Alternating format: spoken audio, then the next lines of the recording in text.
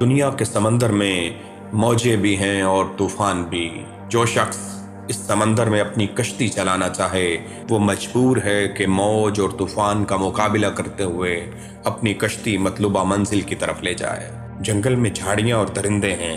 جو جانور جنگل میں رہتے ہیں ان کے لیے اس کے سوا اور کوئی راستہ ہے ہی نہیں کہ وہ دشمن جانوروں کے درمیان رہ کر زندگی کا ایک نیا راستہ تراشیں۔ آدمی کو کانٹے کے باوجود پھول تک اپنا ہاتھ پہنچانا ہے۔ یہاں بیماریوں کے بے شمار جراثیم کے باوجود اپنے آپ کو تندرست اور صحت مند بنانا پڑتا ہے۔ اسی طرح اس دنیا میں آدمی کو یہ کرنا پڑتا ہے کہ وہ پریشان کن حالات میں مایوس نہ ہو۔ وہ دشمنی پر صبر کرے تاکہ آج جو اس کے دشمن ہیں کل اس کے دوست بن جائیں۔ یعنی جو حاصل کرنا چاہتا ہے وہ خطروں کا مقابلہ کرے، خطروں میں جینے کے لیے تیار رہے۔ نو رسک نو گین۔ دنیا میں کیچڑ بھی ہے اور ستارے بھی۔ یہ دیکھنے والے کی بات ہے کہ کون شخص کس چیز کو دیکھتا ہے اور کون شخص کس چیز کو۔ ایک ہی آواز ہے مگر نادان آدمی اس کو دیکھ کر سمجھ گیا کہ دروازہ بند ہو گیا اور دانشمند آدمی سمجھتا ہے